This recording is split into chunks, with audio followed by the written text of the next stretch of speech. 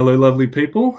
If it's all working well, you should be able to see and hear me, which is just as convincing as saying, "Can you hear me? Can you see me? Am I muted?" All right. So basically, this is TeachMeet. I think we're up to 6 now. So the whole point is that it's teachers talking to teachers, teacher-led PD by teachers delivering PD, which is a relatively interesting concept, I think. And one that I'm increasingly realizing is less common than perhaps it should be. So take that for what it is. I'm going to jump into a PowerPoint, which will get rid of my face, and just talk you through some basics of what a TeachMeet is. For those of us who haven't done one before, for those of us who have, much respect, and it's good to have you back. So what we're going to do is, I'm going to do that while I try and find my screen, which is of course not working for me as of right now. So I'm going to pretend that you can see it even though you can't, and just talk. Essentially today we're talking about creating curiosity, which includes STEM, STEAM, and other things that I'm not especially expert in speaking about. So I'm more or less just going to be facilitating the conversations that follow. We're all joining us, ourselves, one another from various different lands. So I don't want to comment currently where we're at, but we're on the lands of Indigenous people. We recognise elders past, present, and emerging. Basically, my name's Stephen Kolber. I do stuff like this that involves video technology, basically all in democratic ways. So the whole idea is that we just are using technology in an ethical way. If you want to run your own TeachMeet, I can spend about 5 minutes explaining the tech behind it. It's not that complicated. It's just bringing people together to share. So my screen is now working, which is a relief for at least one of us. So as you can currently see, can you? Yes, you can. My big things are instructional video, flipped learning, edu reading, which is an academic reading group of teachers and early career academics. If anyone wants to join me, we're currently reading a really interesting article on metaphors, and I do some work with teachers across Borders Australia, which is why I have a Cambodian flag behind me. If you've never done one at TeachMeet, super short presentations. Today we're doing 5 or 8 minute slots, just to keep it short. We're hoping to get to questions at the end. Equal weight given to all voices, which is very important, and it's sector blind and inclusive. So we have a variety of accents, sectors, and all sorts of things here with us. As we're live and online, pardon me, what I would love you to do is, if you're a Twitter person, we're using hashtag TM6 and hashtag TMMelb, TeachMeetMelb. And most importantly, you're on YouTube now, so there's a live chat.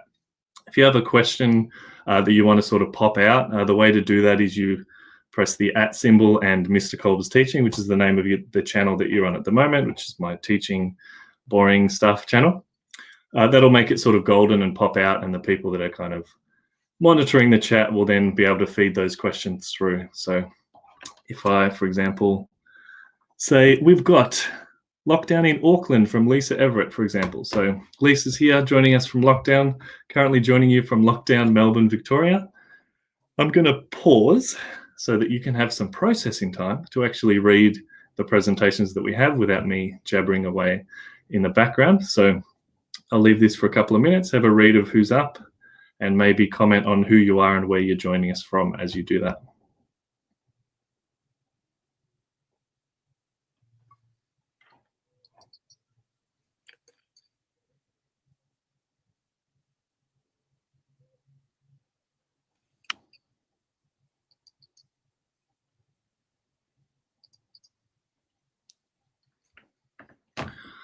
Alrighty, so I got bored, so we're moving on.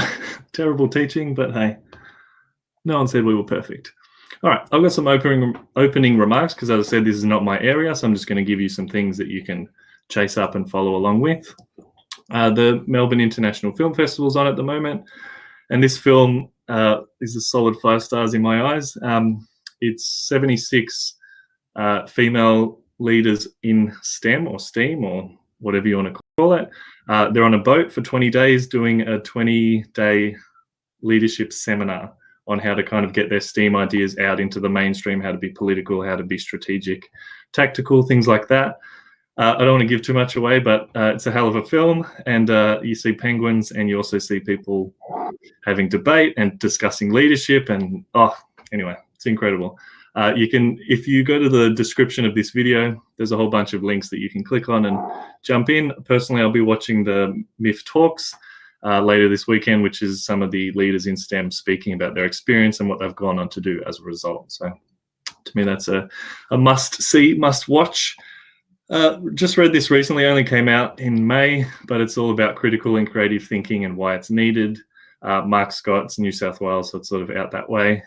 So a whole bunch of people writing about really interesting ideas and things that I hadn't heard or read about before. So give that a look if that floats your boat. Deb will be referencing this herself, but I just finished reading this morning. It was just published or released, or whatever you call it, in the online space this morning. So these are my takeaways from that paper, which may or may not ruin Deb's presentation or add to its impact perhaps. But to me, STEAM is all about pedagogy. So you're doing real world authentic stuff, and you're bringing more than just your subject area into it. And it's I guess the solution to transfer, because if you know much about cognitive load theory, the whole, you learn the knowledge, you test it, it's all very clear cut. As soon as you come to transfer it to a different area, that's when you get real difficulties.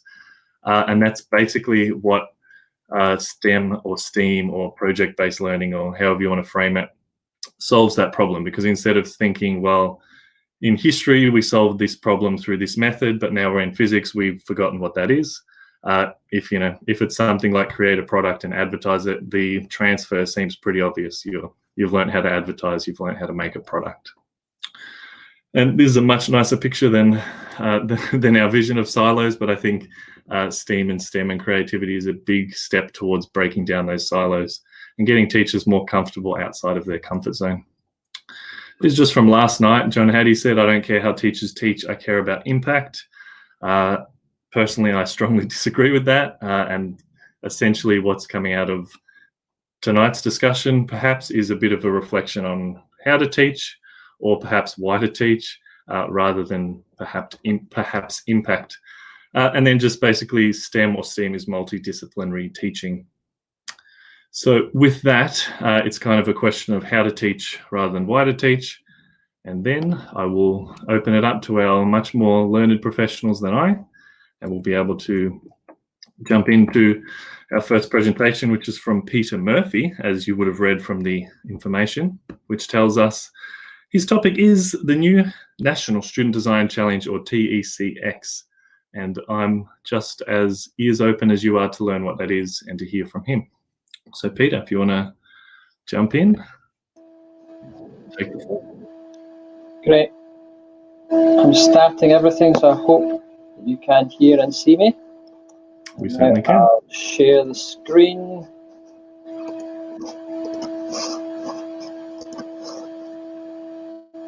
So hopefully you can now see this presentation. Is that working for you? Sure can. Good to go. Okay. So this is me. I'm the current president of Data Australia. If you haven't heard of that, that's the Design and Technology Teachers Association. I'm a STEM leading teacher at Northcote High School near Melbourne, and I'm a lecturer at La Trobe University in their Bachelor of Technology Education. So I train teachers at the weekend for design technologies. And I'm going to talk to you about TECx, which stands for, kind of loosely, a Technologies Education Challenge. So obviously we're in a kind of moment of crisis around the world, and some of us are in lockdown currently. And it's kind of hard to remember what life was like before this reality. But I'm sure if you cast your mind back far enough, you'll remember images like these. These images were going round the world. Everybody's thoughts were with Australia, which seemed to be the sign that something was really kind of wrong with the climate.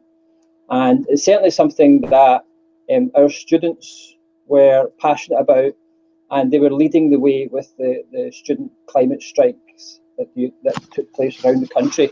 And in fact, Greta Thunberg, who started the movement, credits Australian students with making it mainstream, because it was the mass demonstrations here that really kicked it off in a big way. So our students are incredibly passionate about that learning area, and it's something that I know many of us are too.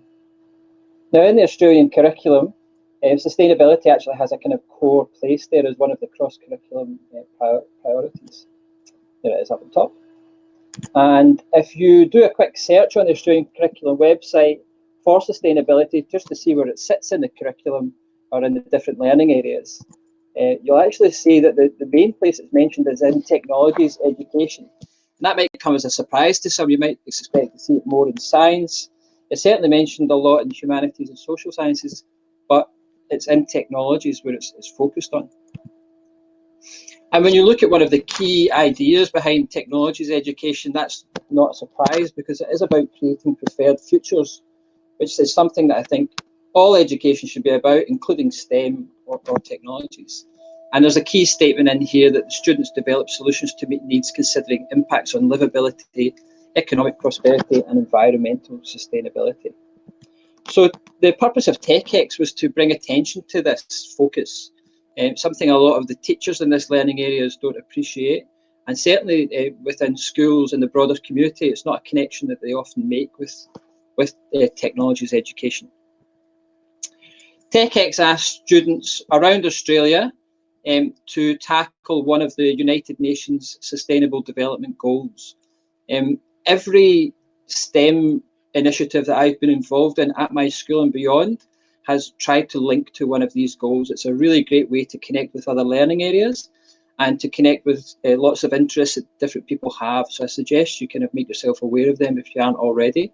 We've chosen these three because they're very accessible for students and they kind of have some knowledge of them already. And the students will go through a design thinking process or a design process. This is the one kind of made famous by Stanford University and is pushed into industry by companies like IDEO. So that it's used broadly, not just for making products, but for creating all sorts of innovative solutions. So the students will follow a design process, and we give them an optional kind of design booklet process to work through to help structure their thinking, and also to help support teachers who might not have delivered this type of education before. The students will then, once they've gone through a design process and come up with an idea that could tackle or even just raise awareness of one of those United Nations sustainability goals, will create a video and submit it to YouTube. So you have to be over 13 years old. It's open to secondary students or above. And they'll publish that, they'll send it in to us, and then we'll actually ask students around Australia to watch these and vote on the top 5 we're going to have this year. And that'll take place during Design and Technologies Week between October the 12th and 18th of this year. So there's lots of other events happening through there, lots of them STEM related as well, not just purely design and technologies. So that's something you might want to check out too. There is a prize for the winner of a 3D printer, but more importantly, there's an opportunity to work with a panel of experts who we will assemble to best suit the winning solution. So whatever the students come up with, whatever the best design is, we'll get a team of people, professionals, to meet them online or in person if possible, to help them take that idea to the next stage. So if you're looking to find out more about that, then head over to Data Australia. There's the website, and there's a page there with all the information that you would require for it. I think it's very central that STEM education is about solving problems that the world faces just now, not just to kind of promote different learning areas. It really needs to be about a bigger goal, and creating preferred futures is something that I think is worthy of our efforts. So if you've got any questions, I'm happy to answer them. Beautiful. Thank you very much, Peter. Yeah, totally agree. The wicked problems we face in the world, things like the STEM approach might be the best way forward as 2030 is coming up pretty close. So we've got some goals to meet regarding SDG 4 in particular. Alrighty. I've got a question from the chat line, and that is the competition for secondary or primary, Peter? It has to be for secondary because we're using YouTube, so you have to be 13 years old to have a YouTube account. Awesome. Thanks. Sure. I love that you call it a chat line, Monique. That's Makes it sound very funny. Alrighty, let's. Thanks, Thank you, Jane. We might get Jane. David Roy getting up and ready, and we'll see what the changeover's like. We've got a couple of questions, but we'll just see because we're now running a little bit over. So, David, do you want to get your transition up and going? And hey, look at that. I'm ready to go. Hey, yeah, go on.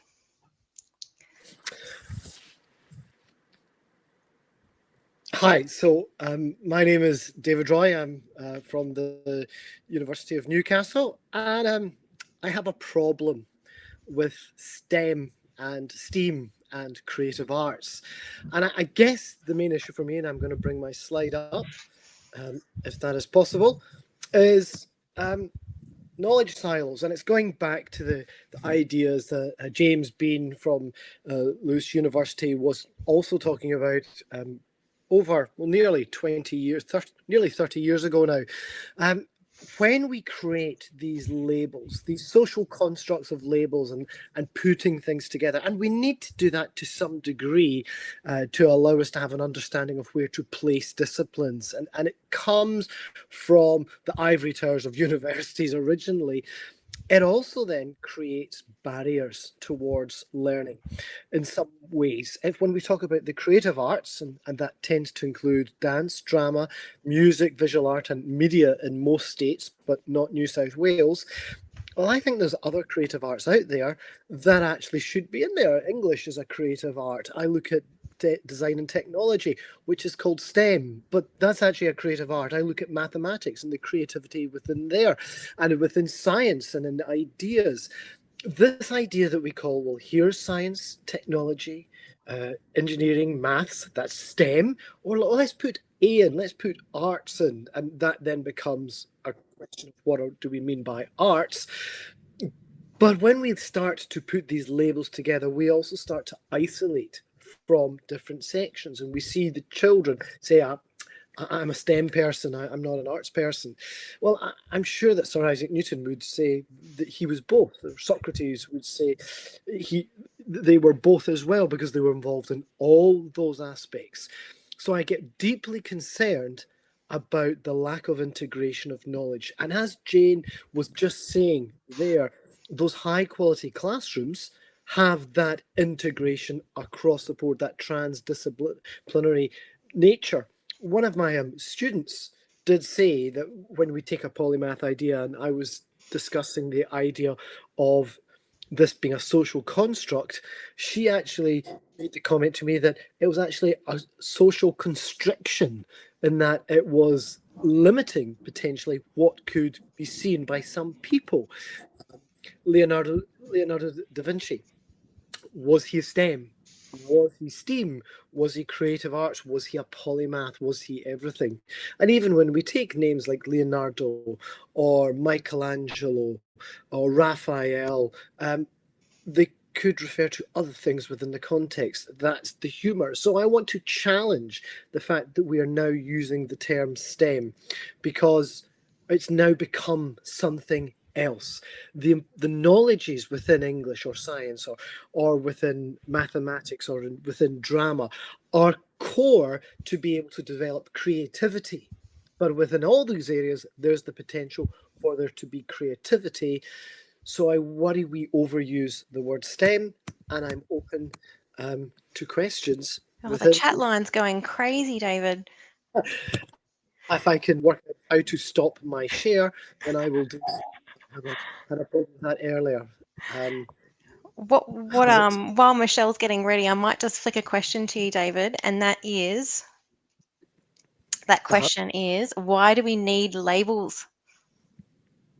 Why do we need labels? In 30 seconds, go. I don't think that labels can be useful for governments, for policies, but labels are also what create barriers to others, particularly within education. And disability is one of those areas where a label can, or a label of either disability or of ethnicity, all these can create a prejudice or a preconception that we need to break down. So individuals are important. I worry about labels. Yeah, thanking you. All right, Michelle. Can we interrupt? And everyone, this is Monique. This is her event. I'm just the one who knows how to sort of send things around again. So these are predominantly her experts, people, friends, compatriots, comrades, whatever you want to call it. Monique is sort of way more experienced at running learning events than me. Do you want to introduce yourself, Michelle? Sure. Monique, sorry, what did I say, Michelle? Yeah. I'm Monique. I work at Carolyn Yeah, Chisholm Catholic College in Braybrook as a Director of Professional Learning. I am a proud technologies teacher, design and technologies teacher, and I am just in my happy place listening to what's being said tonight. And I'm going to pass over to Michelle and maybe chats a bit later.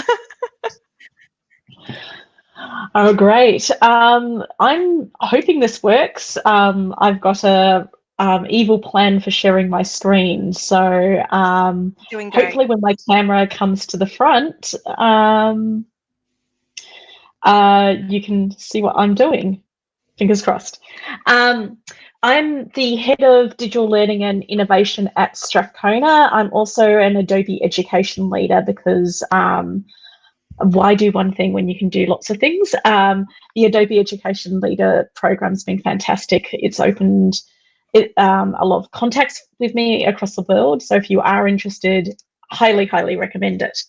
I wanted to talk today about creative storytelling, and it's one of those things that we've been doing for years and years and years. It's one of the oldest educational techniques, really, if you think about it, because if you look at it, the ancient Greeks told stories. We've got fables. Indigenous people use stories very, very well to teach. Something that is really, if you think about it, the first way of teaching, down to the radio, and now we've got YouTube. And so our kids are still looking at stories, and that's how we communicate ideas. It's how we pass on news and information, sometimes incorrect news and information. It's just a very important part of our society. And when you start using it in education, you tap into a whole realm of possibilities. It increases student motivation and engagement. There's a word for this, the director seat, the phenomenon. There's just something about when you're in control that really, really does engage students in storytelling. So when you give them that opportunity to tell a narrative, they do come alive. It helps them identify connections. There's something about when you tell a story, you start looking for threads, you start looking for ideas and relating it to your own life. Those are all really, really important thinking tools, and it helps you remember things, because when you see those connections, you begin to understand on a different level. It gives students voice. Sometimes the classroom for some kids can feel very, very separate from what real life feels like for them. Why are we learning this? Why is this important? Storytelling can help make that more relevant. And finally, if you do it right, you can provoke some really layered, deep learning. And when I say do it right, I do think that is important often to structure students' creation of stories. I think that if you do that right, if you have a structure, you particularly at that organization stage, you're going to encourage them to see where there are patterns. You're going to get them to see where that narrative comes together. That structure is very, very important. You can use storytelling in any classroom, from telling a narrative, from personal digital stories, information or instructing, that's a whole of YouTube, TeacherTube, or making a pitch. I use making a pitch quite frequently in my classes. This is one of the things I did recently in one of my classes, and I don't think you'll be able to hear it, so I'm just going to talk over it. But I got them to create robotics at home. I sent home kits because we're in lockdown once again in Melbourne. And their first task was actually to do an unboxing video. And you can see that each kid, when they did it, they had their own voice, their own story, and they got very, very engaged with it. So I found that really powerful, because as they were unboxing, they started to go, this is what this part is. This is what this part is. It really, really, really helped. The tools I use frequently for creating these stories with students is Adobe Spark. Adobe Spark is free for education. I highly, highly recommend Adobe Spark. It's so easy to use, and it separates the knowledge from the presentation. So that means that you don't have kids spending too long making things perfect. That's probably, when you look at the research, that's one of the things that is a barrier to using storytelling, and particularly digital storytelling in education, is the time it can take. Adobe Spark, because it's fast, really helps with that. Premiere Rush is not free, but every Department of Victoria school does have access to Adobe, and Rush is part of that. It's a cut down version of their top Premiere video editing software. It's designed for YouTubers. And I've seen kids just pick it up and go with it straight away. Once again, it takes away a lot of the complexity to make kids get their stories together a lot faster. You also have something called Minecraft, which you would have heard of, and Flipgrid, which I use a lot in my classes. Flipgrid allows you to do things like this. So I get them to prepare in Adobe Spark their videos, so they have their introduction for their pictures, and then they put them into Flipgrid to share them with the rest of the class and get feedback. Flipgrid is very much like a kind of bulletin board for videos, and you can lock it down to just being accessible within your classroom, which makes it really great. If you would like to get started with Adobe Spark, go to https://spark.adobe.com. When you get there, you'll need to sign in with your school email address and password. You can create an account if your school isn't already set up for it. Just hit plus, video, and you're ready to go. Give it a topic. You can pick a template that can really help kids scaffold it, or you can create your own. And basically all they do is, as they put on their videos, they just hit the record button and do bite-sized recordings of their voice. So they don't have to record all their things in one go. That's really good for the kid who's a bit shy or needs to handwrite it. So write what they want to say. They can do as many takes as they want. On the chat line, they're saying it's like educational TikTok. It is. And I just love how fast it is to use. For me, like, you can use it within half of a class and get some really good things in between. Finally, if you need any help with Adobe tools, I highly recommend you go to edx.adobe.com. edX is Adobe's education center. They have free PDs, they have courses. They also have something called Adobe Creative Educator, which is a certification that you can do. So you've got something on your resume to prove what a creative person you are, but you just learn a whole heap about how to bring creativity into your classroom in a way to engage every kid. So I heard there were some questions. Yeah, we might get Josh up and ready to go. There was a question about, let me just scan back through the chat. You've got lots of love for your visuals, by the way. People are loving your presentation content, lots of Adobe fans. There was a question about what makes a good storyteller. Is it a skill or just a creative art? Oh, that's a really great question. I think that I studied computer science, and I always thought I can't be creative because I'm great at science and maths. And I think that too often we think of it as something that is innate. You can learn to be a good storyteller. For my kids, the main thing I tell them is start with a beginning, go to a middle or a complication, and have an end. If you have that basic structure, from there, everything is basically building on that. So once you get that kind of tools, anyone can learn to be a good storyteller. Awesome. Thanks, Michelle. I'll hand over to Josh. Thank you. Hello. Can you hear and see me? Perfect. We can see Awesome. you Minecraft and hear you clearly. Awesome. Thank you. I'll start my timer with you here, Monique, because I am terrible. Absolutely. What would you like me to do to keep you on time? What would be your flavor? Do you want me to interrupt? Do you want me to virtually throw something at you? Look, you can feel free to interrupt. You can say, I don't know, interrupt would probably be perfectly fine. And if you want to interrupt at 30 seconds, that'd be great. Just do a cough. Just go, that'd be great. Am I allowed to cough now? Like, is that, that's probably not a good thing to cough. You see. Well, is a cough maybe insensitive at this moment, but maybe do something else. I don't know. Anyway, 30 seconds is the mark. I'm starting my timer now because I'll keep going. So I appreciate it. So I'm Josh, by the way. And I just wanted to do a bit of a case study that we did in term 2 with our 5-6s at my school. We're really proud of it, and the kids are really proud of it. So I just want to share an example of, I guess, what could be. So I'm Josh. I'm an English learning specialist. I'm a 5-6 teacher, and you'll notice these little comments at the bottom, these little comment green things. I put those around the presentation as things that you would have heard in my classroom as this process was going on, or actually for a little bit in the classroom and a little bit outside the classroom, because it was about half and half split for remote learning. For example, when I made my little avatar guy there, the first thing they said is, "Look, Mr. V looks like a Canadian lumberjack." I said, "Yep, I would agree."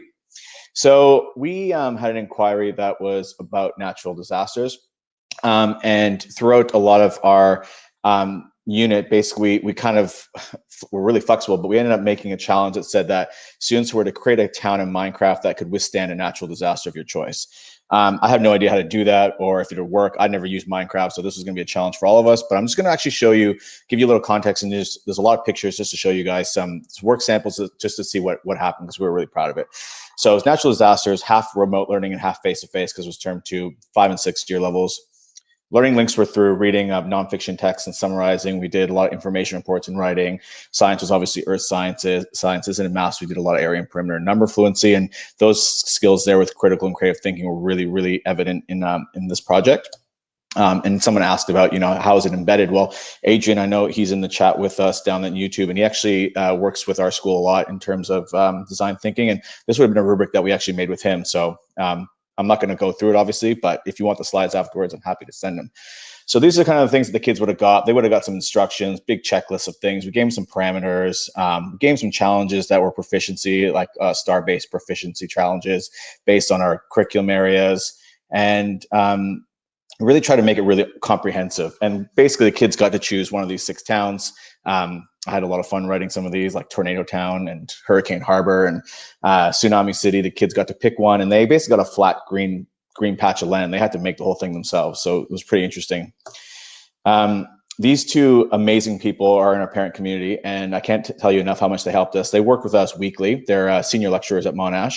And every week they did a webinar with our kids, all 75 of them, and taught them everything about earth sciences. It was so interesting and so amazing that I want to sign up for their class right after that. And I just want to give a huge thanks to them for doing this. And connecting with your community is a huge part of learning. And I think this was a great example. And I'll kind of show you that the biggest link that they made was that they actually showed Obsidian, and all of a sudden you heard, and I put that times 100. That's in Minecraft. That's in Minecraft. And they realized that they made that connection. That was one of the elements that they could use. So they hooked them right away.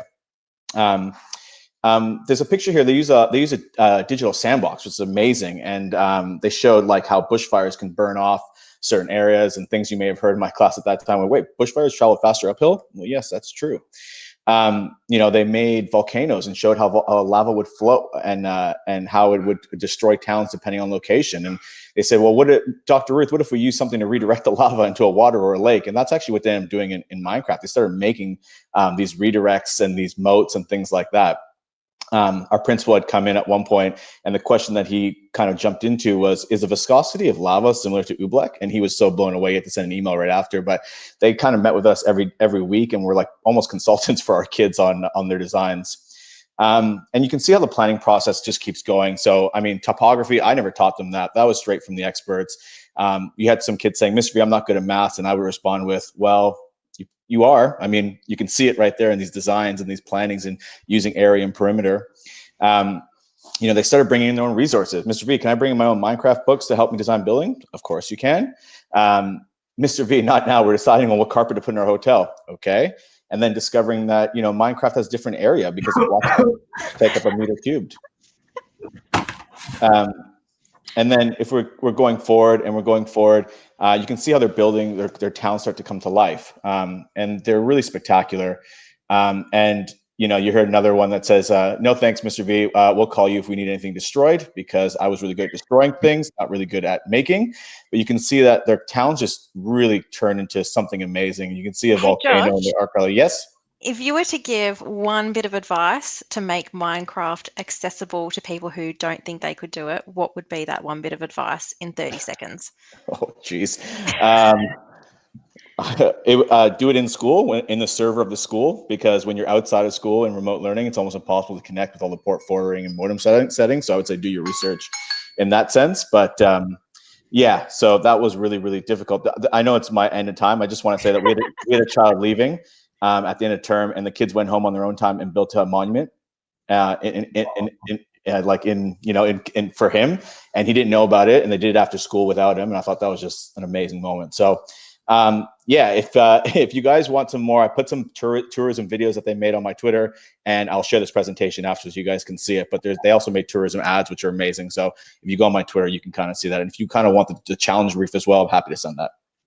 These are mind-blowing. They're really, really good. And you're getting lots of great feedback on about the connection to real life in the chat feed, and people are giving lots of love to Minecraft. It was amazing. I was so blown away by it, and I just had to share it. Cool. Thanks, Josh. Thank you.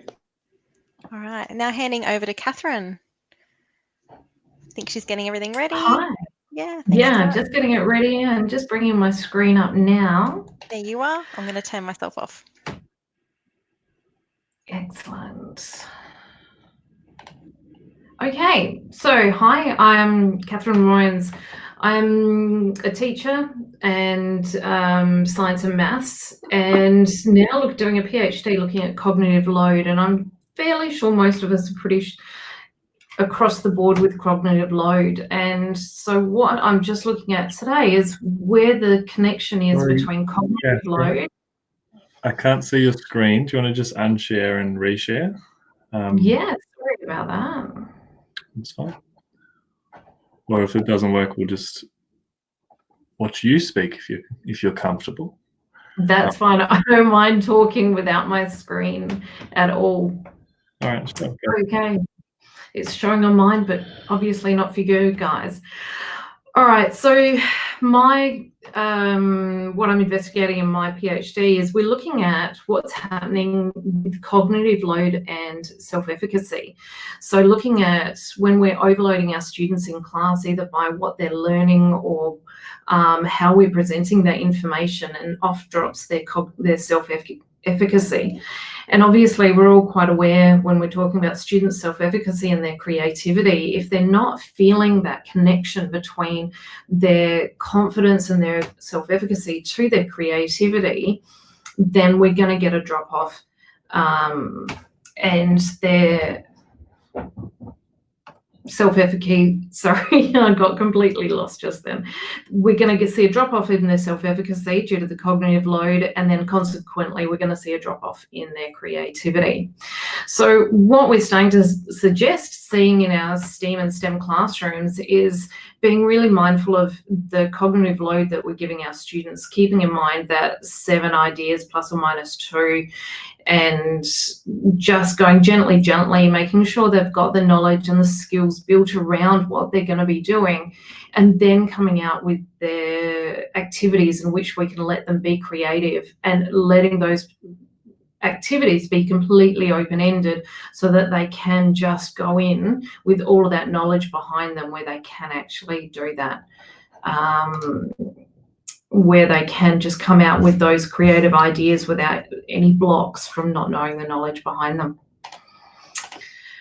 I hope that all came through okay. Yeah, and what I've got Josh to help us do is actually put the link for your research and the links that you shared with us earlier onto the YouTube, so that other people can see what you were trying to share earlier, which I think will be really helpful for you. Yeah, and I can put a link of that PowerPoint in as well if you like. That'd be awesome. Thank you. Okay, so now we're passing over to Chris. Hey, thanks everyone. Thanks, Monique.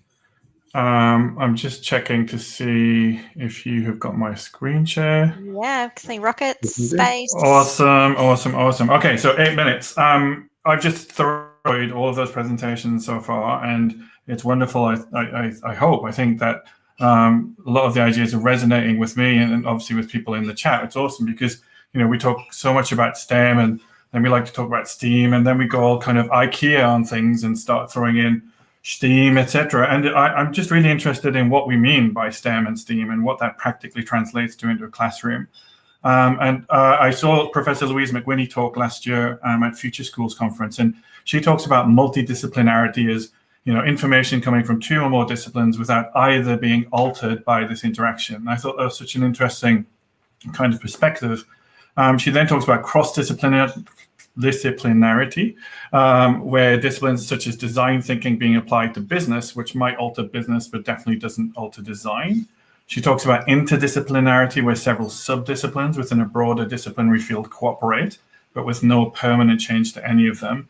And then this is why I think where I land when I think about designing things which are STEM rich and creativity rich, is around transdisciplinarity and that idea of, you know, it's not about bringing subjects together. It's actually about bringing the elements of knowledge set, mindset, skill set, and tool set from different subjects to a meaningful kind of overarching system of thinking. So Professor Louise McWhinney said that in 2019, and I kind of said that just now, of this whole idea of, you know, what does it look like when we take science, maths, engineering, technology, and the rest, the mindsets, the knowledge sets, the skill sets, and the tool sets, and put them into meaningful contexts. So what I want to do is just very briefly share with you a process that I kind of worked on with David Price, who I'm sure some of you will know David's work in project-based learning in particular. He's got a new book coming out very soon about the power of us and innovation in the network of people. And I've worked with him because he's a project-based learning aficionado, and I was really a passionate design thinker. And so we kind of smashed those together, and we talked about, well, what happens if we take social innovation? What happens if we take STEM? We throw in a little bit of design thinking, and then we throw in capabilities. And I noticed, Jen, your question in the chat there about the general capabilities, I think is a really fascinating one. But we also throw in X, because really when we're thinking about it, that whole point of transdisciplinary creativity is that students also bring X with them. So if I'm passionate about music, or indeed, as Joe showed us, passionate about building stuff in Minecraft, why can't I bring that to a transdisciplinary learning? So what we did is we put together a kind of process, and it was great to hear Pete right at the top of the show talk about this idea of a socially important challenge. And I'm really excited by TECx. I think it sounds amazing. And actually, we started in the same place as Pete, and we started with the Sustainable Development Goals, which are all supposed to be met by 2030, which, as you may have noticed, is only about 9 and a little bit years away. So no poverty, no hunger. There's a lot of work to be done. So we started with kids with a socially important challenge that they were interested in. We then developed STEMpathy. And if you know design thinking, you'll know that empathy is a really important part of design thinking and understanding the users of the solutions you're trying to build. And we used STEMpathy because we thought, well, what about science and maths as a way into empathy, as a way to building context and understanding the context of the challenge? So if we're looking at no poverty, for example, I just recently ran one with a transdisciplinary design sprint with some students up in Papua New Guinea, and we actually looked at the R naught of COVID, which if you ever want to find out why maths is terrifying, have a look at the R naught of some diseases and the way that they transmit. So we actually used maths to try and understand a little bit more of the context. We then actually stopped, because in design thinking, as those of you who've used it before will know, it's really, really challenging to stop kids coming up with solutions. So we actually stop them at this point and we say, okay, tell me all about the problem. Do me an infographic, and I'm going to steal Michelle's amazing Adobe skills and get kids to make some amazing presentations using Spark around the state of the problem. And that's a kind of green light assessment to say, right, great, you've understood the problem, you've deeply dived into it. Now you can go and generate some ideas, build some prototypes, and share and enact. The way, Monique, are you nodding at me? Brilliant. I'm just going to give away these 2 little things because I want people to take something really practical out. the way we planned them was we took all of these hexagons of different colors per subject area or discipline area. So I'm not sure if you're seeing them now, but those different colors mean that different disciplines are being shown in the planning for this, and including the capabilities. So they're in there. They came up with some amazing prototypes. So I won't show you the rest of those. And what we really tried to support them in their learning was to focus on creative thinking as a process. And it was wonderful to see the solo text, or the rubric that the rubric that Josh showed just before, based on solo taxonomy. But anyway, thank you for listening. If you want any of the Australian curriculum, the Victorian curriculum, or the New South Wales curriculum hexagons for all of the subject areas, you can go to bit.ly/hexcurric, and you can download them and use them if you want. And if you want to have a look at any of those growth ladders, they're there as well on that link, bit.ly/growth ladders. Thank you very much. You speak really fast. If you want to, you can put in the text, and Josh can pop it up on the YouTube for. I can do that. Yeah, no worries. Yeah, that would be so good. And we didn't plan for yours and Pete's presentations to align as they have. Amazing, right? I think that's fantastic. Yeah. Good. Thank you.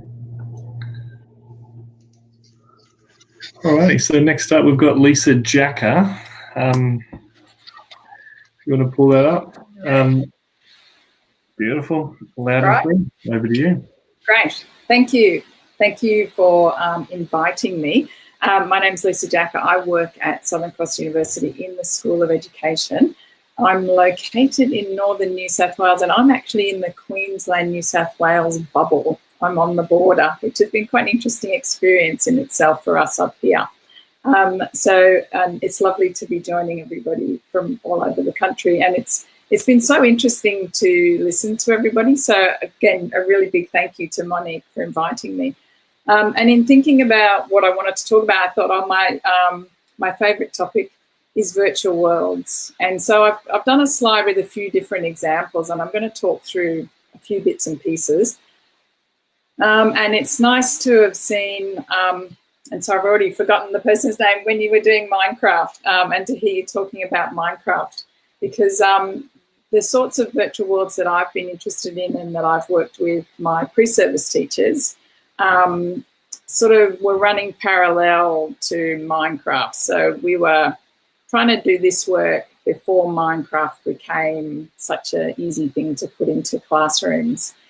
And I'm going to start also by saying I'm going to talk about these virtual worlds and then tell you that actually they're not as easy as they should be to be able to run them actually in a classroom in a school. So it's a little bit of a, I always feel like I'm doing a bit of a plug to try and get more people interested so we can actually get the technology to be a bit more available. So my background is also, I originally came out of being a visual arts person, like I studied visual arts, and then I ended up moving into technologies. And what I teach in the School of Education is to do with learning technologies. So I teach pre-service teachers about how to integrate technology, and I try not to teach them technologies as such, digital technologies. I try to get them to see ways to activate ideas that they activate it through the digital technologies. So anyway, so back to my virtual worlds. So one of the first projects that we did, and the picture up in your top right-hand corner, we did a project, must have been 2010, 2011, I think we started doing this. And I was actually using Second Life, being mindful that I was working with adults, not with children at that time. And they had to do a sustainable design, building, integrating whatever bits and pieces they wanted. It was in their science and technology unit. And this was one of the most successful ones. This was a strawberry farm, and you could walk in around it. I probably needed it to be actually running as a movie, so you got some sense of what it was like. So you could go in, you could walk around. There was steam happening. There was, as in steam, not in steam, to do with what we're talking about here. There were solar panels. There was bits and pieces. The students who made it could get things from the marketplace in Second Life and put them in there, or they could build the bits and pieces themselves. And what they would normally do in that class was not use a 3D virtual world, but they'd make it out of craft materials. So they'd use, paddle pop sticks and bits of tinfoil and stuff like that. So we sort of ran it as a more authentic way of actually creating that type of a space. Now, the person who, the student who took this on board, she actually went on, she's working now in a New South Wales Department primary school in Coffs Harbour. And she actually ran with the whole virtual worlds thing in a really full-on, it was amazing way. Like, she just could see how amazing it was. And when she was still a pre-service teacher, she actually went into one of the schools and worked with some of the kids. And what we saw there was particularly kids who are otherwise a bit disengaged and not connected even in with their cohort, so a bit sort of the outsiders, they became insiders because they really came on board with what they were doing. So I'm thinking, Monique, you've appeared because I'm at the end of my talking. Cool. So I didn't get to talk around the different images, but that's all right. You got some idea by looking at it. So I guess just to wrap it up then, as I said, we were using Second Life, and then I used Sim on a Stick. So that was the other side of it. That was how we took it into a classroom. And so if people are interested, I'm really happy to, get in touch with me, and I can talk you through how you might do it.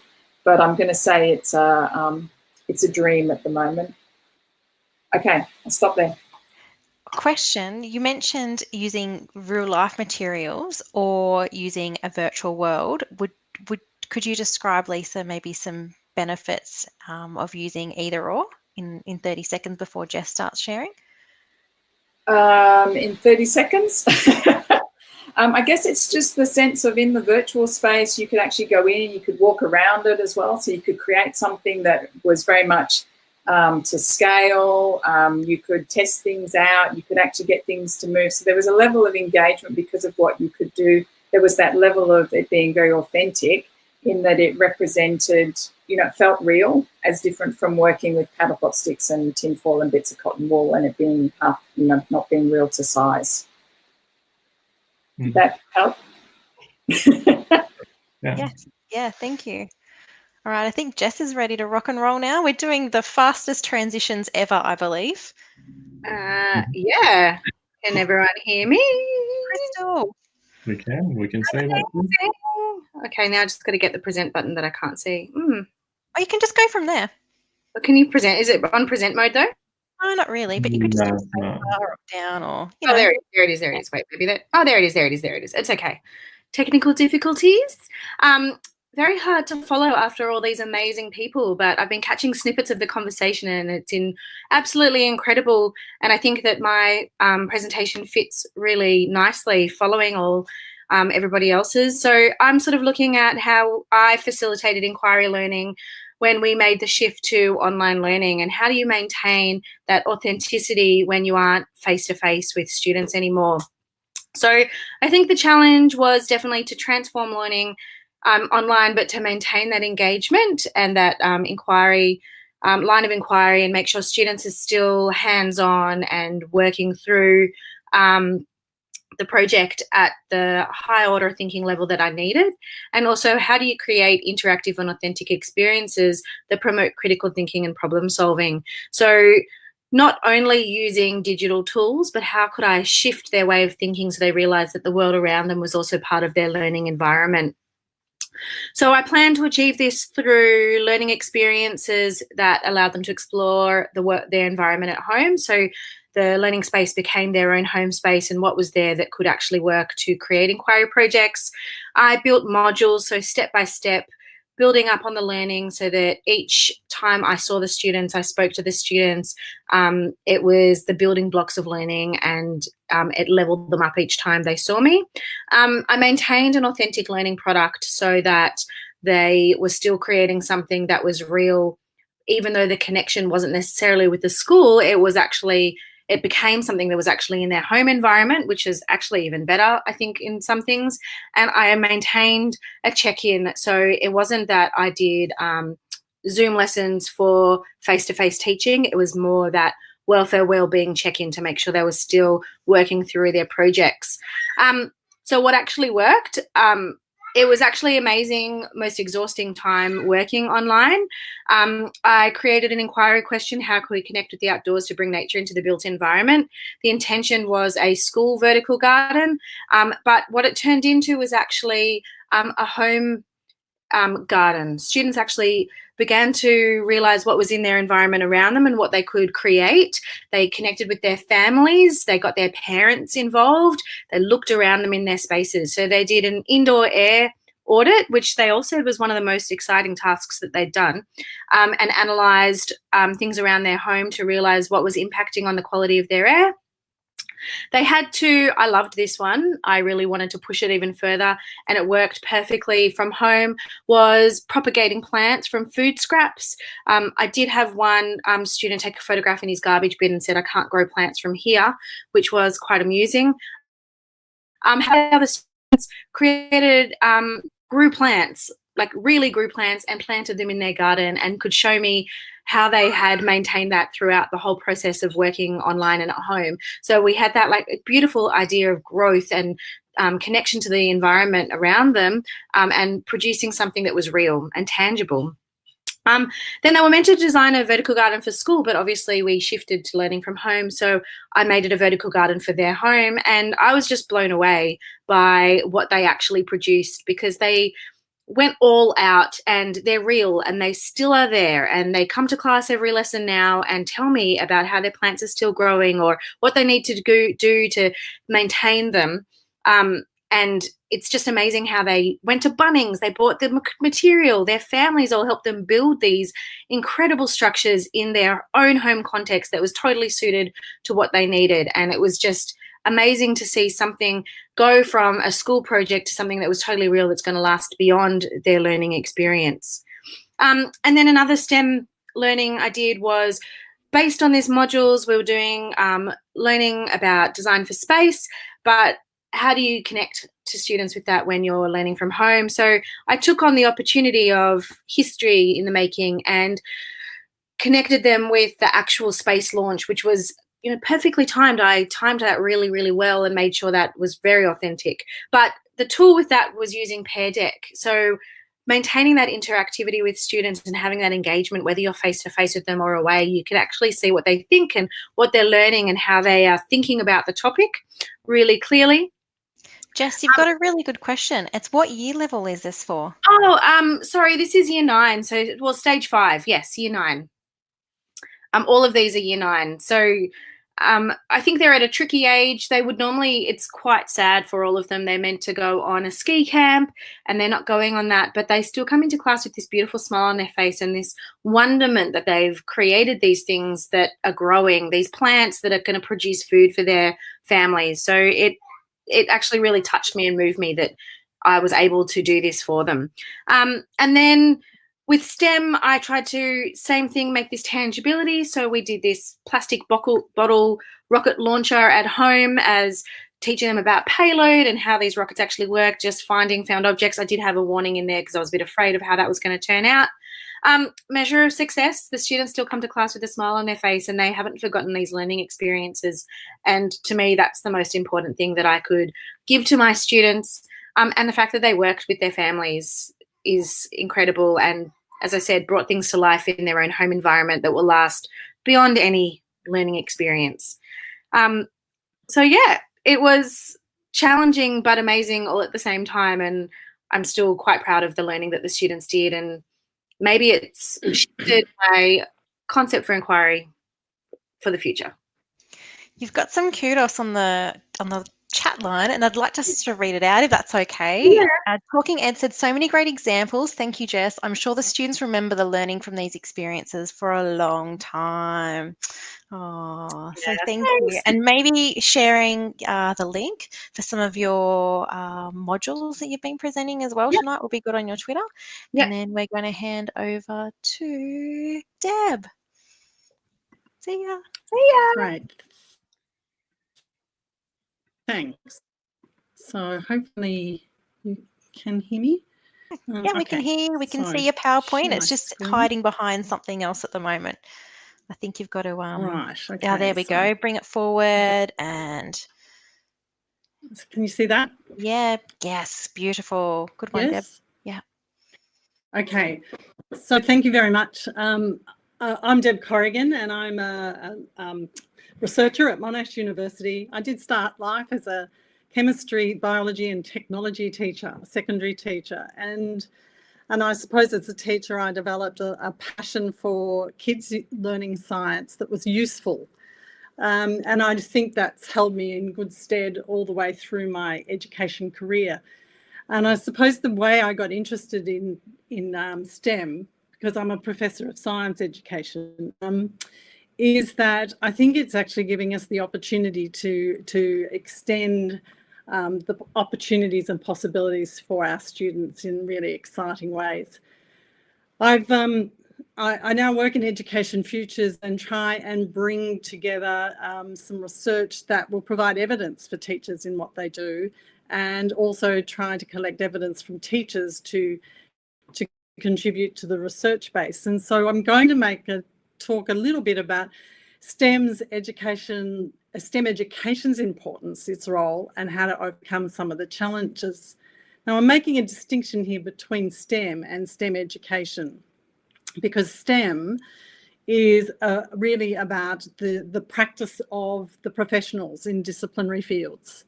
STEM education, on the other hand, is about the integration of science, technology, engineering and maths to explore real-world problems, and it is for the purpose of learning. And I think that's a really important distinction. So I engage in STEM education, and I don't really necessarily think we have to focus so much about the practice of STEM.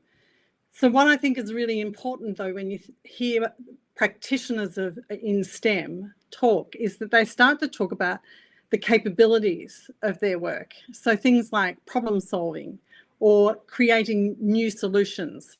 And so when I saw that it was about creating curiosity, I thought, well, this is just a perfect vehicle for STEM. One of the things that I currently do, and this is sort of going back to David's 5 minutes on STEM, is I actually look at the values that underpin different disciplines, and I call disciplines as the way of knowing and acting. So for me, creativity, critical thinking, all of those things actually are in every discipline.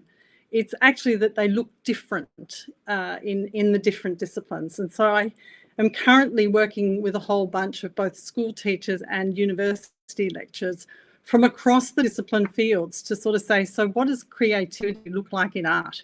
What does creativity look like in engineering? And you actually can develop a shared language, but it looks very different in those different disciplines. And I think that's a really interesting way in.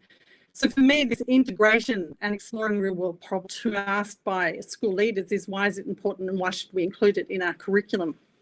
And for me, the argument is a bit like the argument about why would you include phys ed. It has a place, it has its own educational place. And I think for us, it's actually about being STEM literate, and the knowledge, the skills, the attitudes to solve technological and environmental problems. So it's not all problems, it's particular type of problems, to explain the natural and the designed world, and reflect on STEM issues as a global citizen. Now, that can our students actually do those things? And how do we actually do it? So the role then of STEM becomes an important one in providing the connections between the disciplines, capabilities and priorities. So I'm not saying that you wouldn't teach science, or you wouldn't teach maths, or you wouldn't teach design technologies or digital technologies. You will teach those. But what is really important in STEM is the connections between those, and the connections of what creativity looks like, so that it's slightly different in all of those things. And I think that becomes a really interesting thing. So one of the challenges for teachers then is really about developing what I didn't call it this. Leonie Rennie, who's another science educator or STEM educator, talks about developing a worldly perspective. And she talks about the balance. STEM is really about the balance between the disciplinary knowledge and the integrated knowledge, whether it's transdisciplinary, multi-inter, doesn't matter, but it's the integrated knowledge. And I think it's the balance that gives us the power. So currently, when it's out of balance, a lot of people say, well, science is hard, maths is hard, whatever. The balance there is not it's not in perspective. What we're trying to do is to sort of say, let's put the power into the balance between the disciplinary and the integrated knowledge. And the other part of the challenge there is that we actually are dealing with students who have to operate locally, but they also have to operate globally. And so you have to get the knowledge balanced across those two localities. And then how does that actually impact on what they do as a global citizen? And I think one of the things that I find constant that's a difficulty for teachers is that, and there's been many great examples tonight, and it's great to see, but don't try too big a problem to start with. The problem has to be either a technological problem, so you want to actually design a solution, or it could be a conceptual problem. An example of that is developing a vaccine for COVID-19. There's a lot of how to develop the vaccine is both a conceptual science maths model as well as a technological Oh, Deb, your sound is just crackling. model. And I think those two things are really important. Okay, well, I might end there, I think. Well, So there's that a will really great fix question that I think problem. really deserves some time of yours, and that's, are you finding that there's more collaboration between disciplines at university? Yes, it is really on the increase. And that's the really heartening thing. The thing that has been really good about the project that we're doing at the university on creativity and critical thinking is that we've designed rubrics that's created a shared language. So even though it looks different in the different disciplines, the rubric has provided us with a language that crosses those disciplines, and we can then put in the different examples of it from the different disciplines. I should just mention, if you're interested in any of this stuff, Steve referred to a report that's just come out today. You can find it on the Education and Futures website. We're going to get that in the YouTube links as well. Yeah, I'll for ask sure. her. Yeah. So Thank you, Deb. Yeah, Okay. so if you go to the description, the links are there to the report. It's very useful. I found it interesting as a non-STEM person. And Monique, who have we got next? David Jones is next. It looks like his screen's on. He's ready to go. Yep, here I am. Can you hear me? Yeah, crystal clear. Thanks, David. All right. Let's Nice to get see you. this going. So, see if we can share this. Perfect. That's you. All right, great. So that's me pre-lockdown. So I look a bit different at the moment. Lockdown at home, but introducing myself. I'm a primary school educator in Melbourne. Got some interest there of digitech. It's moved towards innovation, and I'm currently mentoring quite a few people with Minecraft in education. So I'm a global mentor in that field, which has sort of led me towards STEM area at the moment. But also an area called human literacy, and that's something a sort of personal interest I'm working on at the moment within our school, and that's looking at the whole child. And if we want our students to be literate in the world, they need to be literate as being a human. So it's looking further than intellectual skills. And I'm currently doing some research at the moment, doing a small research project. So making those connections between primary STEM education and the failure to achieve gender balance in those STEM specific careers. So tonight I want to talk about awareness, and it's not telling people what to do, it's just being aware and just making that second thought when you're planning and thinking about interest in creativity. And I wanted to tonight bring it from a student perspective. So that's what I'm going to be sharing tonight is a bit of a project I've done with my students. So this is some of the research I've been looking at the moment, and I find that it's true. You know, the primary schools, girls, they enjoy science and they love these STEM things, but not many have the career aspirations. And then continuing that on, we get a gender stereotype and a gender marker with society on some of these careers. And then some of the research even looks at, and concerning, is that one of the problems is that children continue to align science with masculinity. So that's where my research field is at the moment, and I'm really keen to go from a student perspective. So what I did is I took it to the students, and I started as a disciplinary approach, and I thought, let's do it as STEM as it gets that misconception. And the students, let's do end of week, cool, fun thing, and get some feedback, because I wanted to see what students see that transition from disciplinary all the way to transdisciplinary. So the feedback I got was, it was fun, it's cool, they want to keep going, we have to make things. And then I thought, let's take it to the next step. So we took it to a disciplinary subject as part of our curriculum for a couple of weeks. And the feedback was, they were exciting again, but they forgot about the connections we discussed. So when we did some feedback surveys from them, that was their sort of ideas we're getting. And even interest, they weren't interested about cars and robots and more choices. But then when we took it to the further step, the feedback we got from our students from a transdisciplinary approach is they got to solve real world problems. They can see the connections, and they related it to all our learning. So we embedded it through our current learning of sustainability, and the term before we were doing health. So, many educators have seen this sort of process where we want to go with STEM, that we want to move up to that transdisciplinary approach. And in primary school, we've got such great opportunities to do that. David, I'm interrupting because we're still on your first slide, and I'm not sure if your screen is stuck or if you're not moving forward on purpose. No, that's probably my screen might be stuck. Yeah, because we're still stuck on your introductory screen. So I'll give you a minute just to kind of juggle that round. And while you're doing that, there's a real vibrant discussion going on in the chat about creativity and what makes someone creative, and can you be creative if you don't feel creative? And I think they're really great points to acknowledge, especially when we think of the work that we're doing here sitting in creative learning areas, but really when we are using great pedagogy as, who picked that up? Jennifer, thank you. Effective pedagogy requires creativity. Nicely put.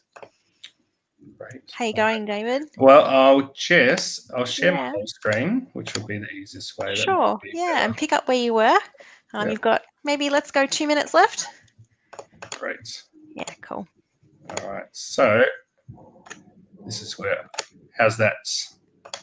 Beautiful. Yeah, cool. We're moving with you now. We're on slide 6 with you. There you go. That's good. All right. So that's where I was up to, looking at from a student perspective. So that's where we moved from that thinking, and we just wanted to get in our classroom. We talk so much about teachers moving from this space, but what do we see as students? What's their lens and what's their ideas? So this is just feedback direct from our students in our classes. So. And this is where I was talking before, we want to move this area from our teaching, but what about the students, and what is it like for them to move from this place? And it's something to be thinking about if you're planning, and put it from a student perspective, and what interests them and where do they fit in to this change. And then we took it to further with girls' perspectives. And so on the left side here, you can see that I did robotics activities, we did video game creation, did a coding club for lunch sessions, and this was the feedback for some of the girls who came along, and they thought it was fun. Some knew nothing about video games. They learned something new, which was great, and that was a really good aspect of it. And so they just saw that misconception of STEM, I guess, running those programs. And then we took it and embedded it through our learning. So we take it now as a transdisciplinary approach with our learning. And they saw it as challenging. They got to retake their ideas. We did an activity where they actually built a building for sustainability, but they even took it further and thought, I'm going to create soundproof materials for our building. So they really started to see the challenges and the connections through that. So it was really interesting to see this transdisciplinary approach be moved, but from a student perspective's voice. So, And there's my last things to be thinking about is, if you're that person doing those STEM activities, be the expert, be excited, get the school involved. Head versus heart. If we teach with a heart and we get our students thinking with a heart, we get purpose from that. And model.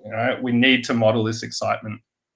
And I think this is where we can start changing that engagement and take it even further, and we can get our students and girls to be more aspirations to be these areas. So, so that's sort of me in a nutshell. And remember that balance. We want new ideas. We want to challenge our students, but we also want to think in the back of our minds their personal interests as well. So, beautiful. A very timely reminder. Yep. So that's it for me. Currently looking for some primary school volunteers. If you're interested in doing some chats with me about STEM, reach out. Beautiful. I'm sure people will take you up on that offer. That's a very exciting research area to look into. Thank you, David. Thank you. If Tony's here, he's our last speaker, integrating STEAM. Present.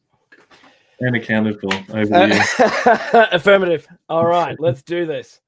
Okay, guys, let's go. Boop. Sharing of the screen. I'm going to go this way and then jump in here.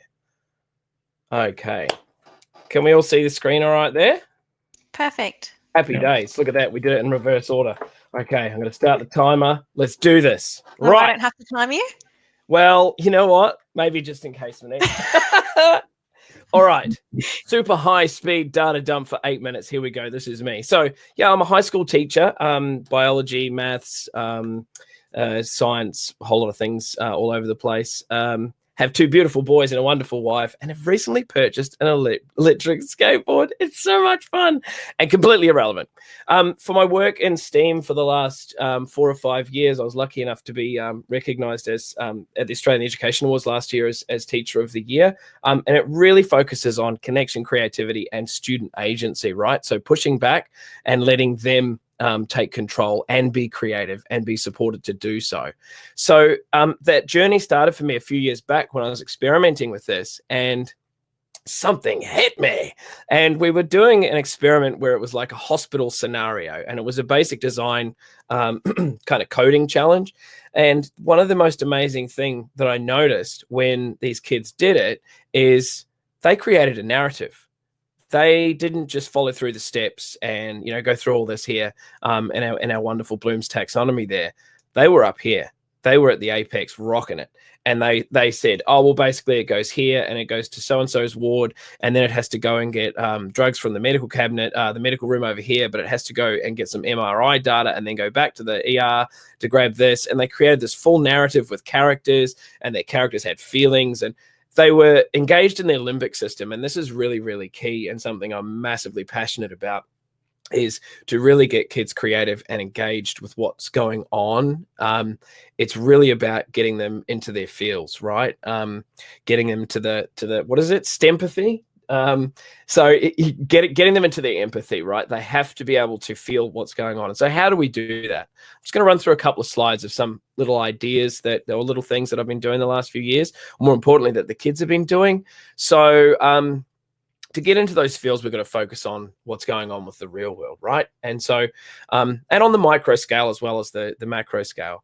So me being originally a Kiwi from New Zealand, slip, trip, skidded on, chopped up, still got my Kiwi license. But basically, a lot of my family was affected by the Christchurch earthquakes in 2011. And so I took my experience moving them out of houses and so on during the aftershocks and that to take them through a design challenge around a robot that can go in and find survivors in rubble. And then the kids opened up and they started talking because they saw I was emotional, right? I was really connected to what was going on, what had happened, and potential solutions. They started talking about bushfires and what they could invent to maybe clear some scrub, or maybe find a safe place, or dig a shelter, or protect a family. And they were completely in it, and their output was absolutely off the scale. Currently, I'm doing work with some of my year 9s with a Hack Your House challenge. I was having discussions with my kids live today, and they were talking about creating some kind of sterilization system where a guest can come into the house and it goes, psst, but with essential oils, so it's still nice for the house visitor, to spray them so that they don't have to worry about any kind of, COVID contamination. So the kids are kind of creating these design solutions around this existing problem, including these here. We've been working on designing and 3D printing these ear savers, and the kids have been designing lots of different versions of it. And they've really kind of pushed forwards in their I guess their 3D design skills with it. And we've also done this one here, which was basically a challenge, kind of like a design sprint, where they had to create a COVID-19 molecule, turn it into a scary monster, and then show by screenshots or sketched animations a human dominating that particular thing and destroying it. The nature of trauma is not being able to move, or the perception of not being able to move within an event. And so I want to enable these kids to have some kind of power over what's going on with them for the moment. This is kind of like Josh, another Mr. V, was talking about before. So reaching out to the real world, right? So reaching out as our schools are community hubs. So reaching out to, in our case, lots of community organizations, but also Zeus Victoria.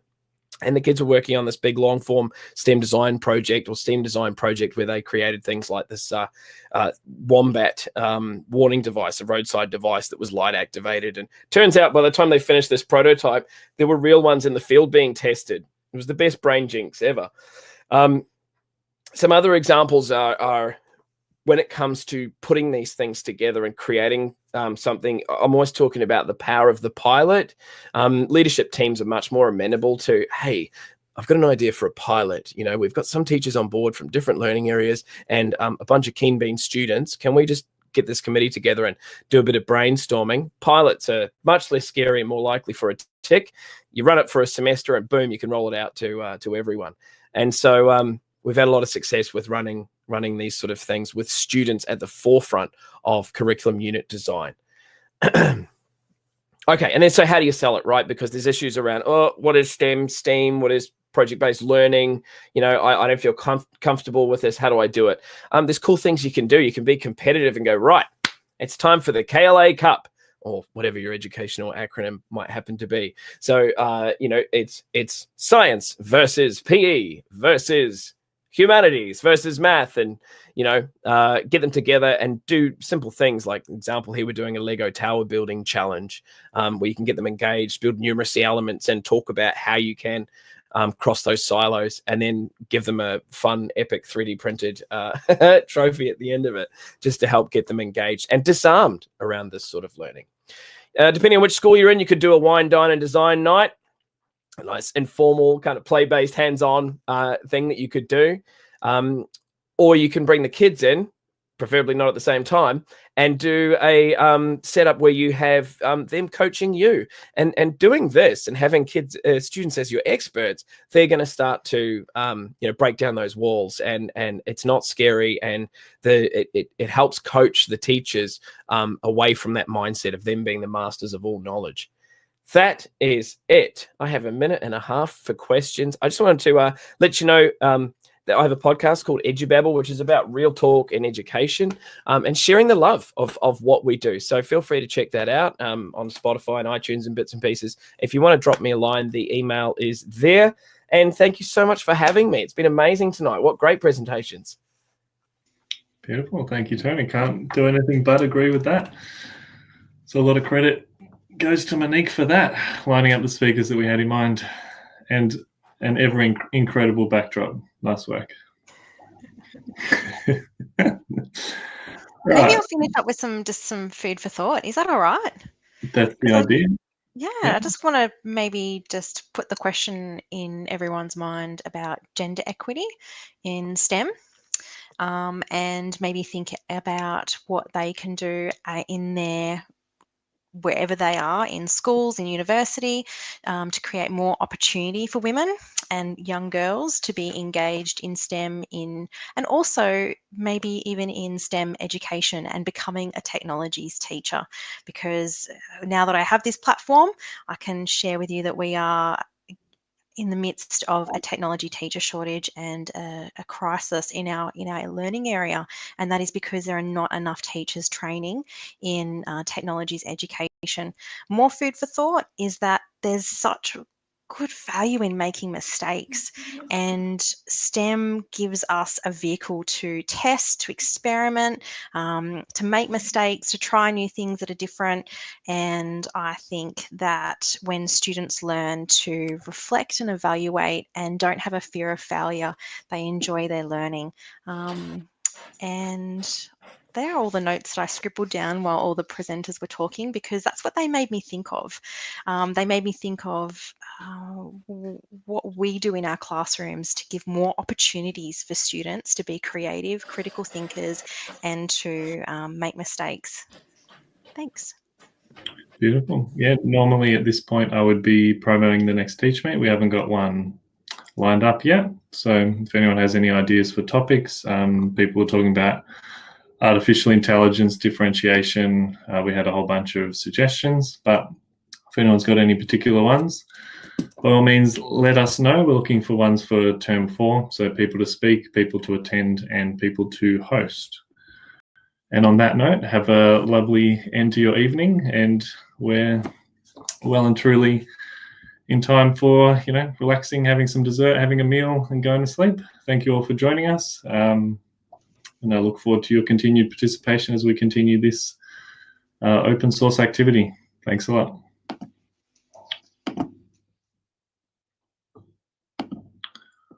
Alrighty.